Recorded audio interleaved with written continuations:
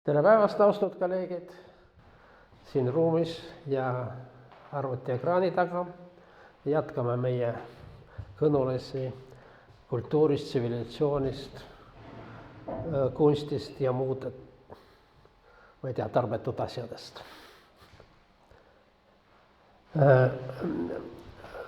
Möödunud korrad me rääkisime kultuuri horisontaalsest dimensioonist. Kultuur tsiviliseerib mingisugust ala ja see on maapealne ala. See, mis on ühel pool piiri, see on meie oma, see on arusaadav, me oleme siin omanikud ja nii edasi. Mis on seal teist pool piiri, me ei tea. Aga meie, mida me tunneme selle kohta, mis seal on, me tunneme hirmu. See on selline pidev, ma ei tea, pidev tunne ja isegi pidev kontseptsioon, et seal teist pool piiri on midagi hirmu äratavat. Selles mõttes, kui me praegu mõistame hukka ksenofoobiat ja selliseid asju, siis me peame aru saama, et ksenofoobia on teatud mõttes kogu kultuuri alus. Miks me seda kardame? Möödunud kord ma rääkisin Girardist. Girardil oli, René Girard, kuulus Prantsuse-Ameerika, ta ise nimetab ennast antropoloogiks, aga pigem ma ütleks kirjanik ja kultuuritegelane. Teisel pool piiri on vägivald ja seda me kardame. Aga vägivald võtab erinevaid kujusid. Näiteks tavaliselt ta on jumal. Jumalad on vägivaldsed ja nad on surmavad. Aga ta võtab ka teisi kujusid, see vägivald. Ta on metsloomad. Need on loodusõnnetused, mis äkki tulevad kuskilt ja ähvardavad meie kultuurset, tsiviliseeritud elu. Ja nii edasi. See on väga oluline siin ära märkida, et jumalad elavad piiri taga, aga nad elavad samal tasapinnal, kus meie. See on selline algne mudel. Aga siis järgmine etapp on see, et kultuuril tekib vertikaalne dimensioon. Ja jumalad sealt alt hakkavad tõusma ülesse. Kus nad on? Erinevad, see on selline universaalne. Erinevatel kultuuridel ta võtab erinevaid kujusid. See võib olla universumi sammas. Võib-olla kõige huvitavam on Falas, see on maailma naba. Aga siis üldiselt Irmisul ja Yggdrasil arvatakse, et see on üks ja sama, lihtsalt need on lõunapoolsetel germaanlastel, Yggdrasil oli põhjapoolsetel. See on huvitav graafiline kujund. Seda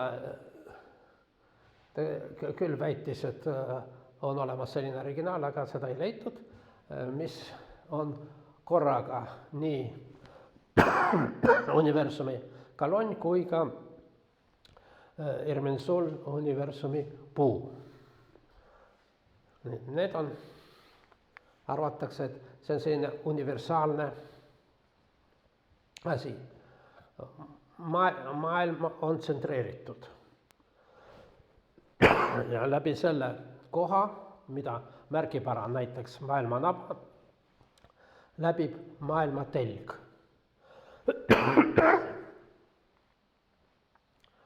See on maailma naba Delfist. oli Apollo templis, siin me ei näe mastaabi, aga üldiselt inimese kasv on umbes siiamaani. See on, naba on päris suur. No muidugi sellel omfalosel on erinevad tõlgendused. See ei ole ainult maailma naba, üks variant on, see on see kivi, mida Zeusi asemele anti tema isale süüa, siis ta sülitas välja, see kukkus siia. Aga veel teised variandid on, et Zeus tahtis näha, kus on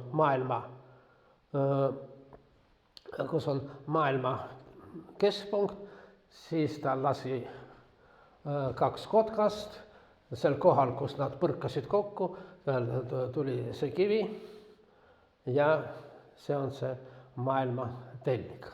Aga see on maailma naba, aga see tuli ülevalt alla. Nii, see on, ütleme, võrreldes sellega, see on palju vanem. Ja see on selles mõttes huvitav kuju, et siin on see ilmapuu, on samas ka selle omfalose kujuline. Nii, ma ei hakka rääkima nendest, huvitav on see. Siin see on Varavahar, mis on sarastrismi sümbol, jah, siin keskel on Ahura Mazda. Ahura Mazda on tegelikult nagu kolmainus jumal, ta on ka ikonograafias, ta on, nagu meenutab jumala silma, aga samas ta on ka vaim ja samas vanamees. Nii. See on võib-olla meile kõige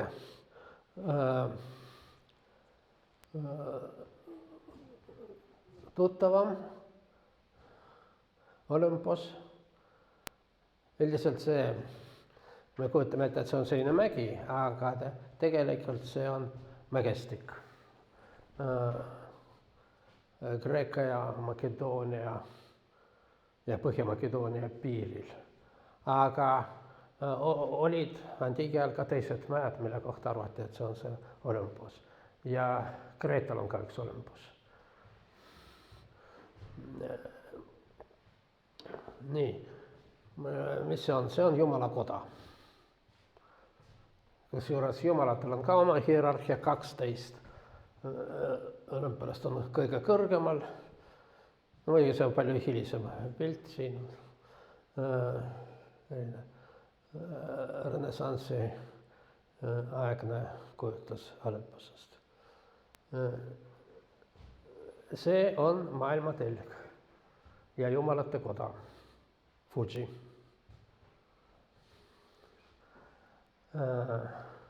Pange tähele, enamus neid mägesid on vulkaanid. Miks sellest räägime natuke hiljem?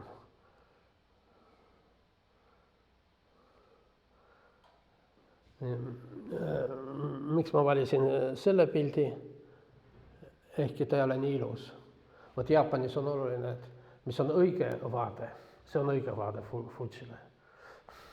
See on vale, sest see on mingisuguse jama. Ta on veel valem, kus on mingid tehased, aga neid ei tohi olla. Nii, aga miks ma seda valisin? Sest tegelikult see on sümmeetriline. Ta on sama palju allapoole kui ülesse. Siin tänu selle järvele me võime seda visuaalselt näha. See on kõige kuulsam maailma telg. Kui, nagu ütles üks minu sugulane, Eestisse selle kuulsus ei ole veel jõudnud. Ei, no on küll, Eesti müstikutel on. See Kang Rinpoche või Kailash. See on, ta on väga kõrge mägi, aga sinna jällegi seal Himalais, aga sinna ei ole ronitud. Aeg-ajalt mingisugust huligaanid, alpinistid üritavad, aga neid kutsutakse korrale, sest see on pühaduse rüvetamine. See on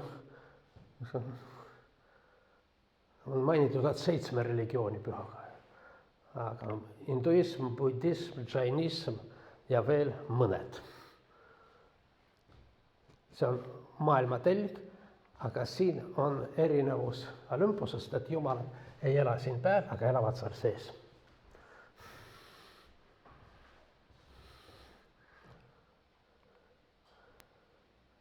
Teda on näha väga kaugelt. Nii. Mul on slaidid praegu natuke vales järjekorras, aga ei ole. See on ka maailma telg. Ja te näete seal kaugel udus on Ararat. See on ka selline koht, kus on kõige parem vaadata Araratile. See kaar on mälestussammas, mitte, ma ei tea, kas sammas, mälestusrajatis Armeenia kuulsale luuletaja Yegishe Tšarensile ja läbi selle me näeme Armeenia, ma ei tea, süda. Ja see on Ararat. Ararat ei ole ainult armeenlastel püha. Piibli tõlgendajad arvavad, et sinna on randunud Noa laev. Ja aeg-ajalt teda seal nähakse ja aeg-ajalt korraldatakse ekspeditsioone ja siis nad ei leia, aga siis pärast jälle nähakse. Sest Noa laev on selline asi, mida iga kord igaüks ei näe. Nii. Nagu Kankrinpoche on nähtav väga paljudest kohtadest ja erinevatest riikidest, aga sinna ei pääse nii ka armeenlased. Ararati ei pääse.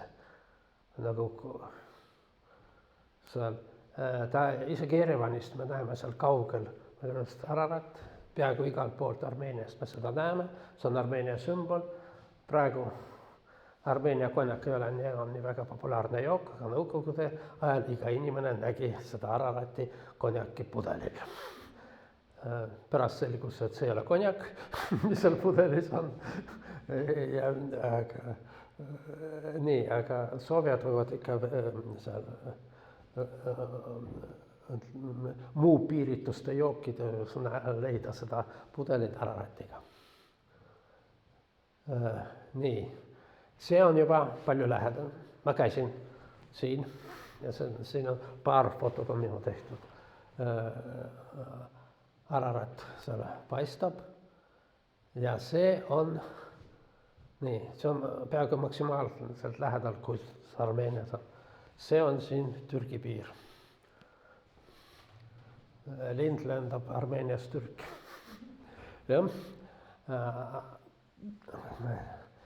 Siin see koht, kus ma seisan, on mägi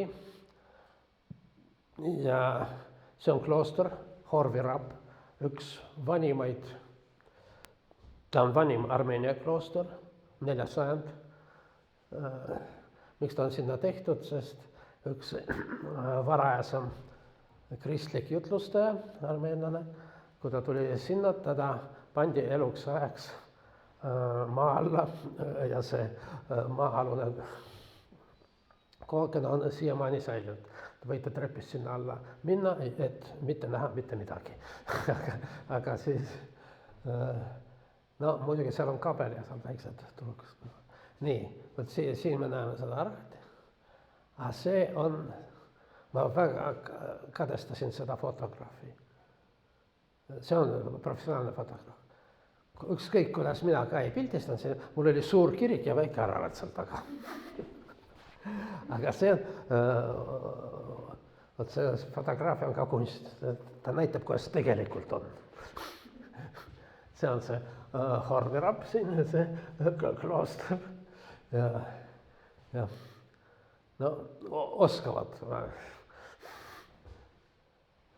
Nii. see on Shambhala. Mis on Shambhala? Seal taga on Kangrinpoche, aga see on ka Kangrinpoche, aga inimeste tehtud. Siin on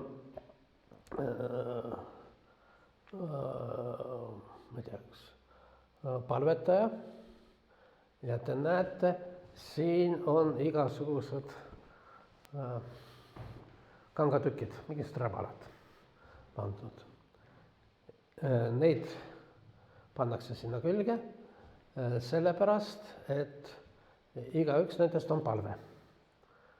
Ja kui sa palvetad, nii palvetad siin, aga paned ka palve materiaalsel kujul sinna külge. Ja see siin on Kangrinpoche mäena, aga samas ta on ka ilmapuu, sest et need kangakesed pannakse puu külge, okste külge. See on jällegi minu tehtud foto, see oli selle kloostri kõrval, oli ka ilmapuu. Ta on niisugust nagu tagasihoidlikumad sorti, aga sellegipoolest siis sinna pannakse selliseid, need on palved. Üldiselt sellised soovide puud on väga palju erinevates kohtades maailmas. Ka Eestis on vähemalt need nimetavad ennast maausklikutest ja sellised hästi vana usk, no tegelikult need on neopaganad. Ja need ka avastavad sellised müstilist puud ja sinna müstiline aas, sinna ei tohi minna, sinna on väga ettevaatlikult ja pannakse sinna. Ma olen lugenud, aga ei ole näinud, et ka Itaalias kuskil maakohtades on sellised puu. Nii, vot see on maailmapuu, aga samas see on ka ararat. Sellist tagasihoidlikumat sorti. Nii, nüüd tuleme selle Kangrinpoche juurde tagasi. Mis seal sees on? Aga sees on vot selline asi, see on Shambhala. Siin elavad jumalad. Maailmakord on sümmeetriline. Tal on siin, koosneb 4 osast. Ja ütleme, budismil, hinduismil on natuke erinevad interpretatsioonid, aga ütleme, see on see, mida see on nii see Kangrinpoche näeb välja, aga selline ta tegelikult on.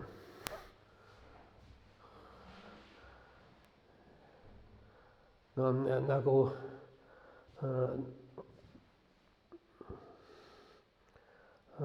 sanskriti poeetikas on selline kujund, et sõnad on see, mis on nähtav, mis on meeltega töötav, aga sees on vaim. Vot see on see siin, ütleme, see on see, kuidas tegelikult ta näeb välja. Seal on näilisus, aga see on tegelikkus.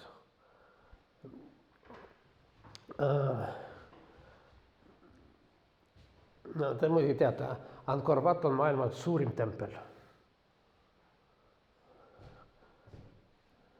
Ja need on siin erinevad mäed, aga see keskel siin on, sümboliseerib maailma telge ja see on ka mägi ja selle nimi on Meru.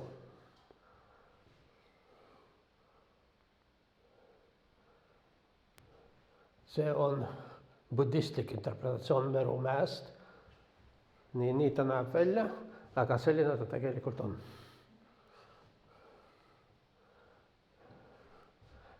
No, ka aluseks on 4-nurksed kujud.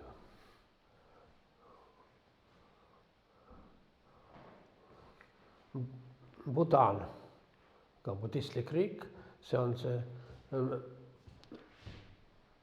Trongsa templis on see Merumäe interpretatsioon. Keskel istub Buddha ja siin on erinevad tema avatarid. See Mõrumägi on ka džainismis ja see on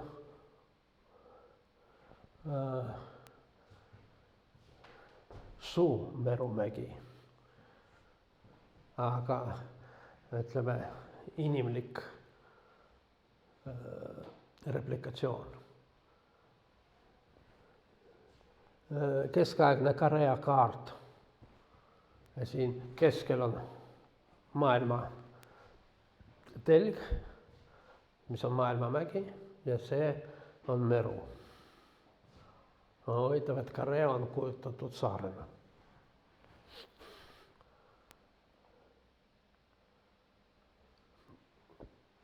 Nii, seal olid mäed, aga samas funktsioonis maailmatelg on tihti ja mitte harvem kui mägi, see on maailmapuu või ilmapuu, arbor mundi.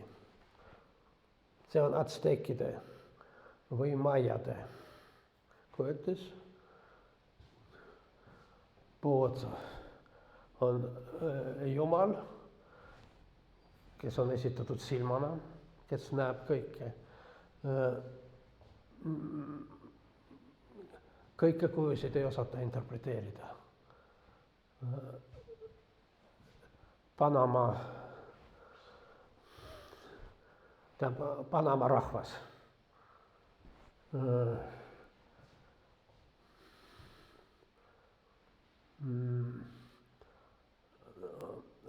Panamlased või selle, eesti keeles on paha öelda, et seal suurem osa panamlasi ei kuulu Panama rahvale. See Panama rahvas on üks vanimaid Kesk-Ameerika rahvaid. Õigemini ta oma geneetiliselt ta pigem sarnaneb Lõuna-Ameerika kui Põhja-Ameerika päris. Ja see on taldrik, aga see on selline taldrik koos jala, mis seisab, ütleme, nagu praegu puuviljade jaoks. Ta ei ole väga suur, ta on natuke väiksem kui mul siin ekraanil.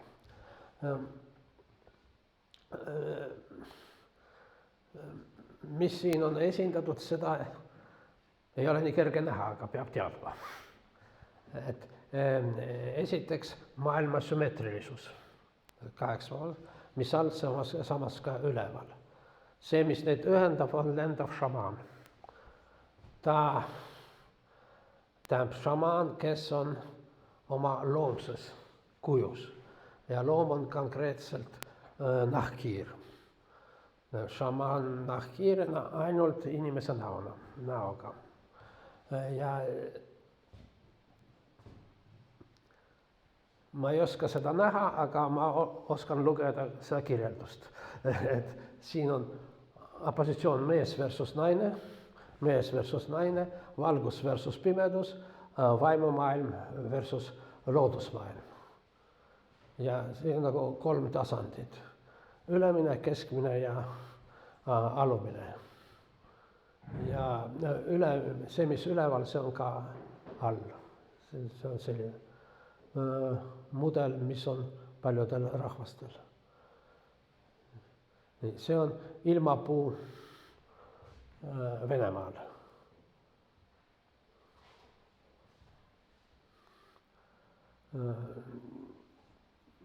See on ilmapuu, hobune, no kujutan ette, et tähendab, see on varakast, kirstul taotud.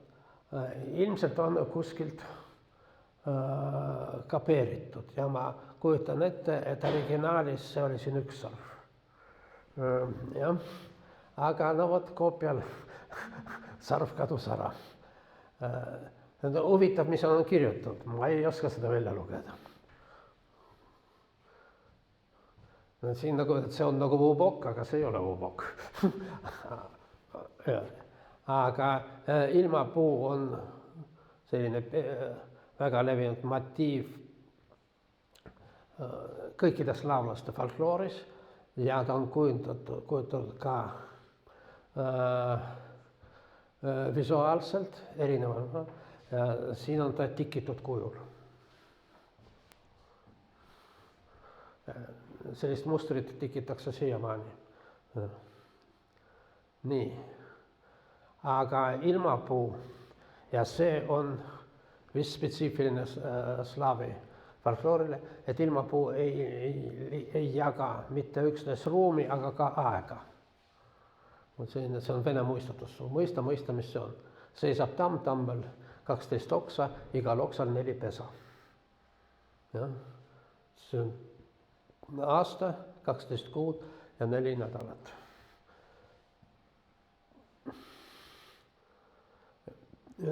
Missugune puu on ilmapuu? Venelastel see on tamm.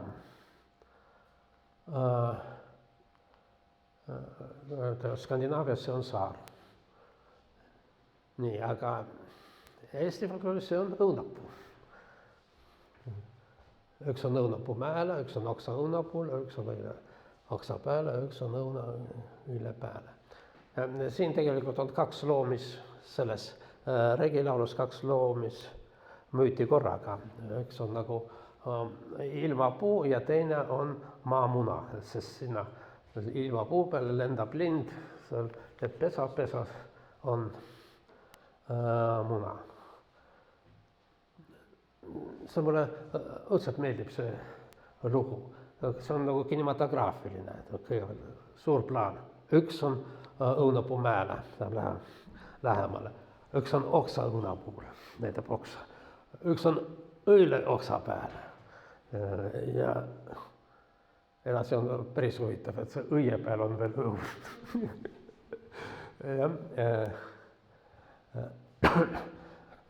Bulgaaria.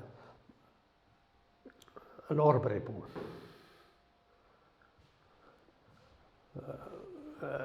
Ulatab taevani, aga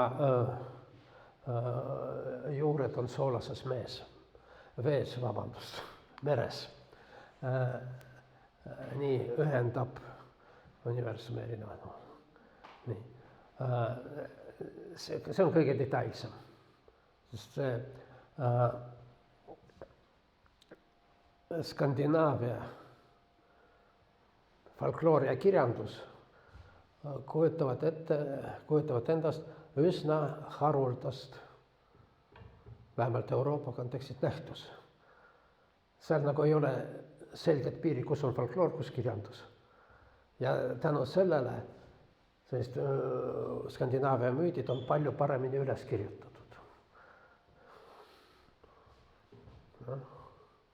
See on Yggdrasil, suur saar.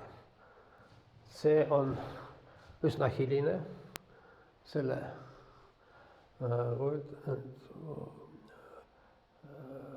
raamatu miniatüüris 17. sajandil.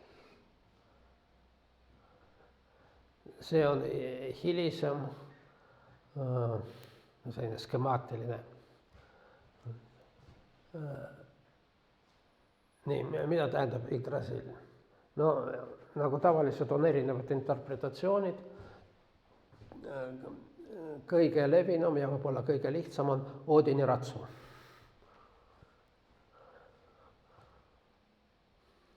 Ygr on üks Oodini paljudest nimetustest ja Drasil on ratsu. Aga Yggdrasil, see on samas ka kenning. Kenning on selline vana Skandinaavia, ütleme vana Germaani retooriline figuur, millel ei ole täpselt vastast Kreeka retoorikas, aga need on nagu 2 ühes. 2 sõna tähendavad ühte. Nagu siin Oodin ja ratsu on Oodin ja ratsu, aga see Oodin ja ratsu ei tähenda ratsu. Oodin ja ratsu tähendab, ütleme surprise, võlapuud. Ja see Yggdrasil on Oodini ratsus, samas ka Oodini võllapuu. On erinevatel rahvastel müüdid sellest, kuidas Jumal on üles poodud tavaliselt ilma puu.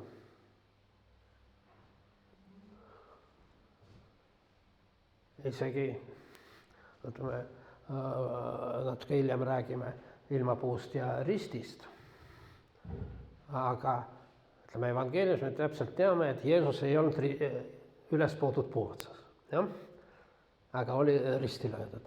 Aga paljudes, isegi mitte apokrüütilistes, ka kristlikutes tekstides me näeme, et ta oli üles poodud. Aga Oodini spetsiifikas seisnes selles, et ta poos ennast ise üles. Miks? Sellest, et saada maksimaalset kannatust. Niisiis, ta oli üles poodud maailmapuus, siin ta rippus tükk aega, enne kui ta võeti ära sealt. Ja see on siis Oodini ratsu, mis on samas ka võllapuu. See struktureerib maailma. No üldiselt maailmi on 9, aga need põhilised sfäärid on 3. Asgard, jumalate maa, jumalate maailm, jumalate koda, siis keskmaa, Midgard, siin on inimesed ja loomad. Ja Helheim, Hell on põrgu, nagu põrgumaa, põrgukoda. Nii. Lihtsalt inimeste koda on, inimeste maa on ainult siin. Aga niisiis inimesed ei saa sinna, ei saa ka sinna elusalt, jah. Aga nii sealt kui siit ja omavahel nad on seotud, siin on see teekond näidatud vikerkaarena, aga on ka teised variandid. No see on selline praegu skemaatiline kohutus, niisiis Asgard, Midgard, Helheim ja siin on kokku on 1, 2, 3, 4, 5, 6, ei, peab olema 9. 1, 2, 3, 1, 2, 3, 4, 5, 6, 7, 8, 9. Kõik korras. Nii, no vot siin nagu maa-alused,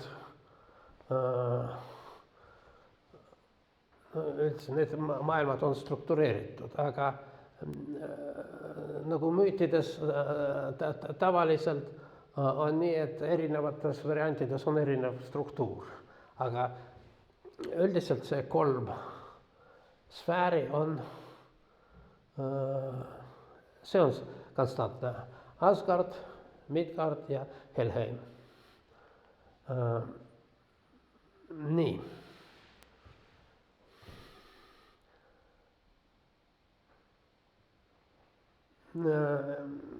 Võib-olla selle pildi taustal ma räägin veel sellest ilmapuust. Mitte konkreetselt praegu Skandinaaviast, aga üldine mudel on taevariik, inimeste riik, maa-alune riik. Ja see pilt siiski ei ole päris hea. On vales suunas lähen. Et see on mõnes mõttes parem. See maa-alune ja maa-pealne, see on sümmeetriline. No tavaliselt see sümmeetria ei ole päris nii. Maa-alune on siiski väiksem ja maa-pealne on latv. Niisiis oksad, latv ja juured. Juured on sümmeetriliste okstega. Niisiis okstes elavad jumalad ja linnud. Maa peal elavad inimesed ja loomad. Maal elavad toonilised elukad, maod, konnad ja no, midagi paljudes rahvastel, muuseas seda näete ka, mitte selles vist, aga selles. Linnud elavad seal samas, kus maod. Ja kui loete piiblis, siis Jumal lõi linnud ja maod korraga. Ütleme, zooloogiliselt see on korrektne, linnud ja droomad on lähedasemad sugulased. Nii, üks asi meil on siin, no ma ei tea, kas meelest läinud või ei ole veel ära märgitud, mis toimub puu sees. Ja nüüd tuletame meelde, mis ma ütlesin, et see maailmamägi on vulkaan. See tähendab, väljast on mägi, aga sees on käik, mis ühendab taevast ja maa-alust, maailma. Nii, ja sama asi on puus. Seal puu sees on käikud ja seal toimub elu. Seal on, kes seal elavad? Elavad putukad puu sees. Ja nendest putukatest on kõige müstilisemad loomad on mesilased. Mesilased on need, mis ühendavad kolme maailma. Nad elavad puu sees, nad on seotud kuidagi maa-aluse maailmaga, nad korjavad õietolmu ja nektarit maa peal ja lendavad üles. Vot siin üleval, kus meil siin jumalad on. Ei, okei, no ütleme sellele Olümpusel istuvad seal üleval jumalad ja chillivad. Mis nad teevad? Hommikust õhtuni kaanivad ambroosiat. Kaanivad ambroosiat, see on mesilaste tehtud jook. Nii. Mesilased valmistavad jumalatele jooki. Kui me räägime siin Skandinaaviat, siis on väga oluline üks lugu. See on säilinud kõige paremini niinimetatud nooremas edas. Ja see on kohe selline, ma ei tea, selline rubriik, see on luulekeel. Lugu oli selline, et istuvad seal Alskardis jumalad või ässad, joovad oma ambroosiat, aga siin ka okstes kõrgel, linnud ka jagunevad. Mida paremad linnud, seda kõrgemal. Ja sealt kõige kõrgemal on kotkas. Ja kotkas varastas jumalate jooki. Ja need jumalad muidugi lendasid talle järgi. Ja kotkas sai aru, et nad varsti teda tabavad ja ruttu jõi kõik ära. Aga kui ta jäi liiga palju ja tal hakkas selline, ütleme, tormiline seedimine. Ja siis ta osa sellest joogist tal noh, ma ei tea, voolas alla, aga osa tuli ekskrementidena maa peale. Ja siis inimesed tulid ja sõid. Osa sõi seda jooki, osa sõid need ekskremendid. Ja nendest tulid luuletajad. Mõlematest. Aga luuletajad on ka kahte sorti. Ühed, kes on sellised jumalikud, aga teised on selle ekskremendi tal edad on väga raske tõlkida, nooremad edad. Tavaliselt tõlkitakse, et värsiseppade osa. Ma tean, värsisepp vist eesti keeles ei ole eriti põlastav, aga seal on tõesti nagu kehvemat sorti luuletajate osa. Nii. See ei ole naljakas, see on väga oluline Indoeuroopa müüt luulekeelest. Luulekeel ei ole inimeste keel. Ja seda me näeme nii Rigvedas kui ka Homerosel. On mõnes kohas, et on mingisugune lind, mida inimesed nimetavad nõnda, aga jumalad nimetavad teistmoodi. On seda teistmoodi keelt, seda nimetatakse indogermanische Dichtersprache, indogermaani luulekeel, need on uuritud, need on ka Indoeuroopa sõnad, aga nad on vanemad.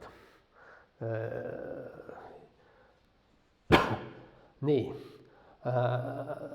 no vot, sellega seoses, vot ma vist ei võtnud seda slaidi, aga räägime.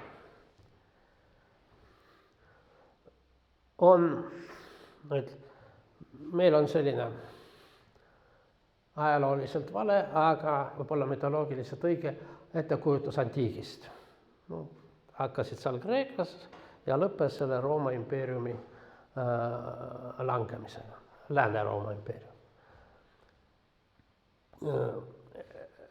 Kreekas olid erinevad luuletajad, kõik lugupeetud, Homerost õpiti gümnaasiumides ja nii edasi. Aga kõige kuulsam ja võib-olla kõige prestiižsem oli hoopis Pindaros. Sest ta kirjutas nii tumedaid verse, et keegi ei saanud aru. No tegelikult saadi aru. Nii, Pindaros ei õppinud seda luuletamist koolis. Ta oli karjapoiss. Ja kord ta karjatas need oma loomi ja jäi kuskil puuvarjus magama. No muidugi me mütoloogid teame, et see ei olnud tavaline puu. Ja magas niimoodi poisilikult, lihtsakoeliselt suu lahti. Ja nii kaua, kui ta magas, mesilased tegid endale tema suupesa. Ja kui ta ärkas ülesse ja hakkas rääkima, siis selgus, et ta ei saa rääkida. Tal tuleb mesi suust. Aga mesi on muuseas ka kuld. Ja sealt tulevad paljud, või mitte sealt tulevad, aga sellega on seotud väga paljud metaforiselt, nagu kuldsuu, Johannes Chrysostomus, kuldsuu Johannes, hästi räägiv ja kuidas ta räägib, no puhas kuld. Nii, okei, seda on Pindaros. Antiigia teine ja teises keeles kirjutav kuulus luuletaja oli Horatio.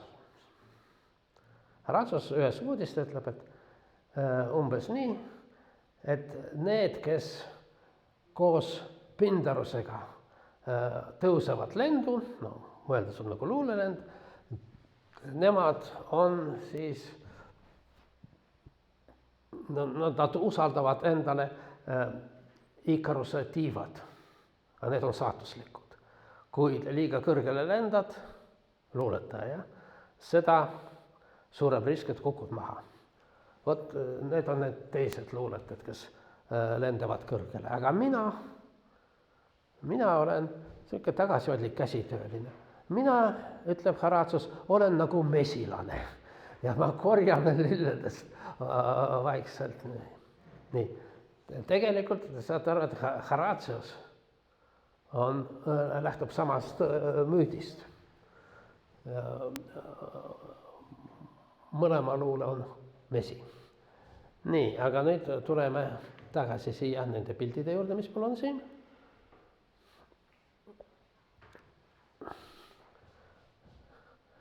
See on Irmisul, suur tamm. no eks teoreetiliselt peaks olema ikkagi saar. Ja see on huvitav, et see, mida siin lõhutakse, peaks olema see suurem kui see siin. Nii, aga see on kroonikas öeldud, et aastal 772 Karl Suur, Charlemagne, lasi hävitada paganliku puu, mida kummardasid saksid. No igaks juhus ta pani need nööridega kinni. On ikka see kristlik valgus peab olema ikka väga, kuidas me veenev. Ja vot siin nad hävitavad seda puud, mis on samas ka sammas. Mäletate, minu esimene slaid oli selline Hermes oli. No, Karl Suur seda hävitas, aga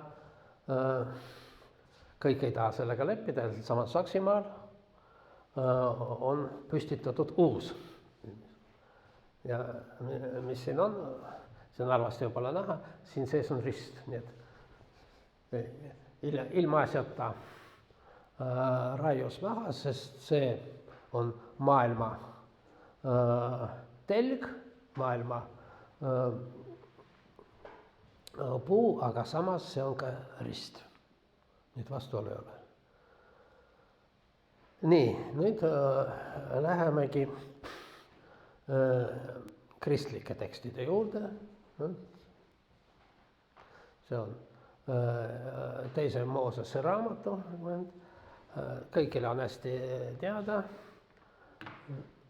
Ja kõigile on hästi teada, aga tavaliselt me ei pane tähele, et seal on teatud vastuolu.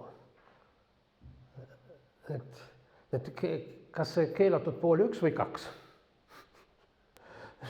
No ütleme 1, 2. Jah, nii, kõigidest puudest võib neid vilju süüa, välja arvatud seda hea ja kurja tundmise puust. Aga teises kohas öeldud, et seal on veel elupuu. Kas need on 2 erinevat puud, kurja ja hea ja kurja tundmise puu ja elupuu, ja on need 2 erinevat puud või 1 ja sama? Nii, see hea ja kurja tundmise puu on hästi levinud ikonograafias. Ja kristlikus kunstis või on see maailmapuu on samas ka rist. See on armeenlaste Hatškar, Ičmiadžinis, armeenlaste põhiklaostris ja kirikus ma seda pildistasin, aga see on leedulaste Pasauliomeedis. Siin võib-olla on halvem näha, et see on rist, aga see on nii puu kui rist ka. Ja siin on ennekõike rist, aga me näeme seal puised botaanilised elemendid. Nii, Leedus on siis see Pasauliomeedis, aga on veel spetsiifiline křižos. Křižus. Siin on, mis siin oluline on, mitte üksnes need botaanilised fragmendid, aga see on siin 2 korda päike. Rist ühendab maad ja kosmost. Nii, nüüd vaatame seda ristilöömist. Ma ei tea, kas on teil näha, mis siin all on.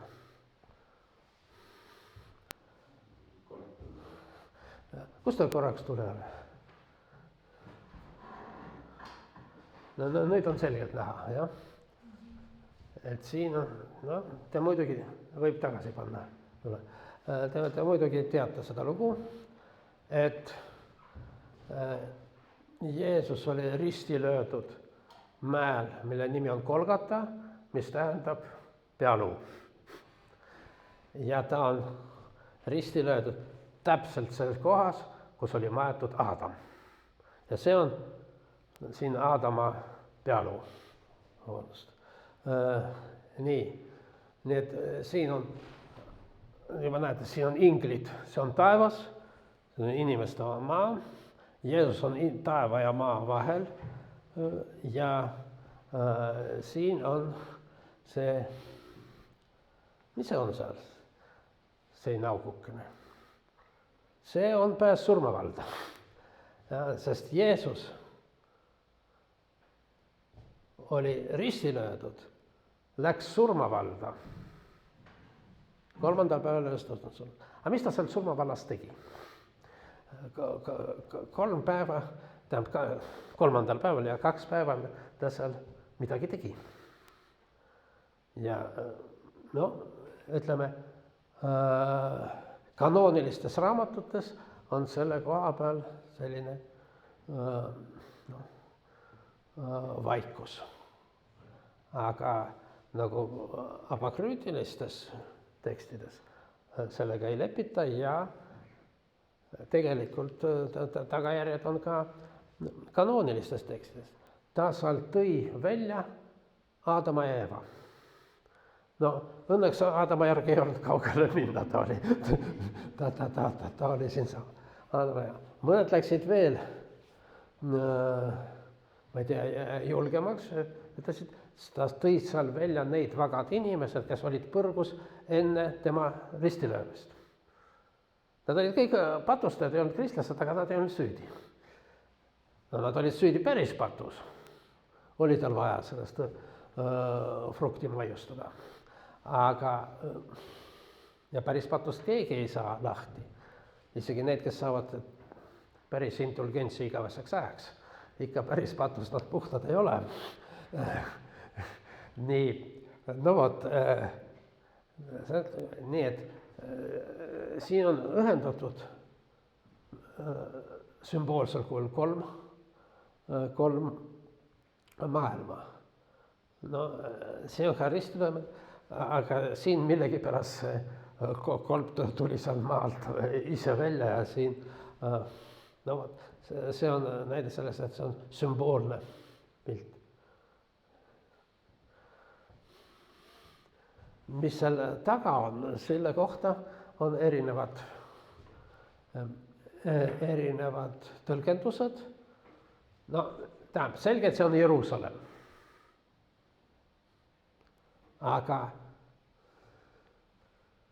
nagu see ei ole kooskõlas evangeelse jutuga, sest Jeesus toodi linnast välja mäe otsa. Aga see on seal hoopis kõrgem ja siis see on Jeruusalemm, see on taevane Jeruusalemm, see on see Jeruusalemm, millest räägitakse ilmutuse raamatust. Need siin seda ei näe, aga Jeesus sinna läheb. See on moodne, ütleme, modernistlik Golgatast, kolm maailma, siis seal surmavald on ka saatanariik. Nii.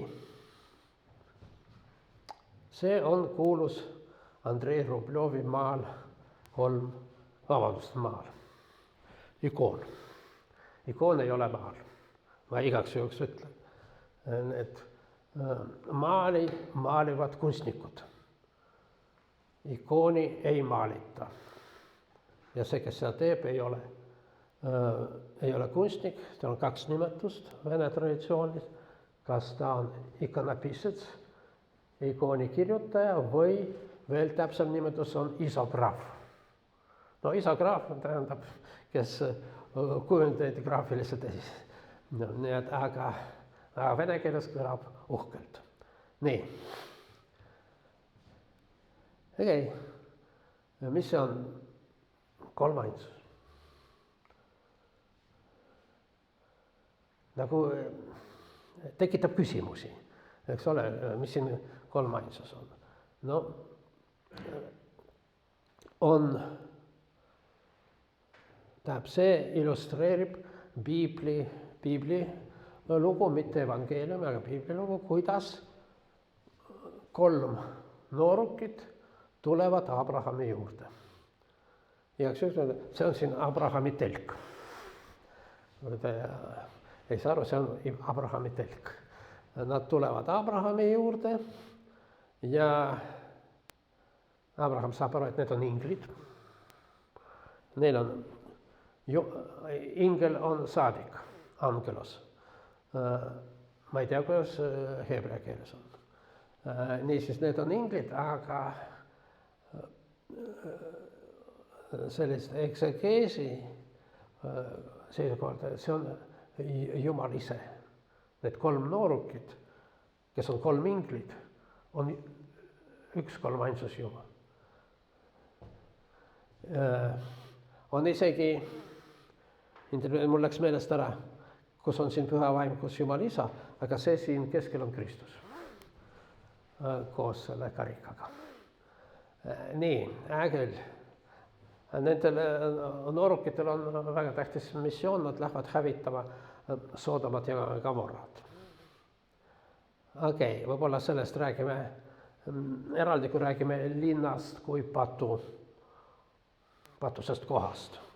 Ja, aga meid praegu huvitavad isegi mitte nemad, aga võt see midagi, mis seal kasvab. Näeb välja nagu nõgene. Aga see on tamm. See on, no nii. See on siin originaal, aga seda saate seal iga kiriku putka eest osta. Mis see tegelikult on, jah? Siin on nagu selgemini näha. Pange tähele ümber pööratud perspektiivi. Perspektiiv ei lähe sinna kaugele, aga keskendub vaatajale. Nii.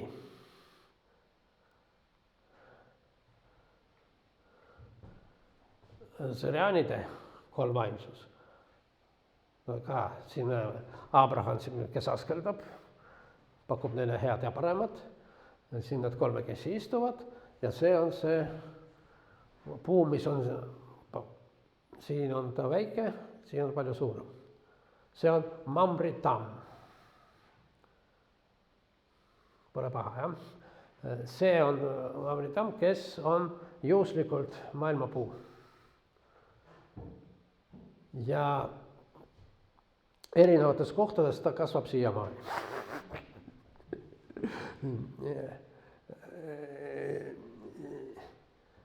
Vot see on Hebroonis. Ta näeb mitte eriti hästi välja, aga teda pütitakse. Nii, bioloogiliselt võimatu, aga nagu ütles meil sõjaväekateedris üks õppejõud, teoreetiliselt võimalik, aga praktikas ei esine. Siin on vastupidi, teoreetiliselt võimatu, aga praktikas esineb. Nii.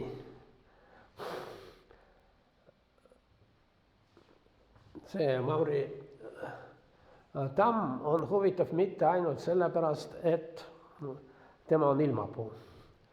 Temast oli valmistatud Jeesuse rist, mille peale ta oli ristilööd.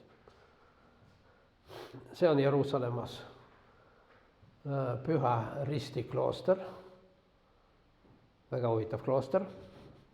Ma olen seal käinud, seal on säilinud, vähemalt väidetavalt säilinud Šata Rustaveli ainuke kuju.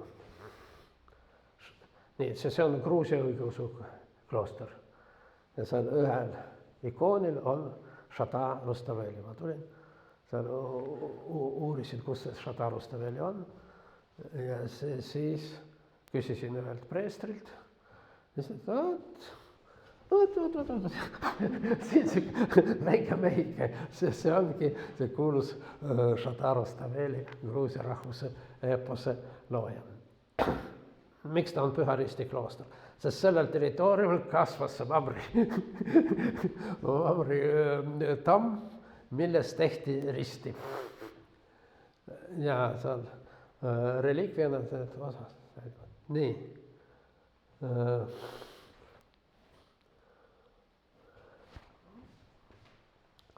Niisiis, me rääkisime seal, et Kristus on seotud ilmapuuga, erinevalt, kas ta on poodud ilmapuul või löödud ristile, aga see on seesama puu, mille varjus Abraham kostitas Jumalat ja sellest puust on tehtud see püha rist, mille on risti löödud Jeesus. Nii, aga kultuurikangelasest räägime võib-olla järgmine kord. Aitäh!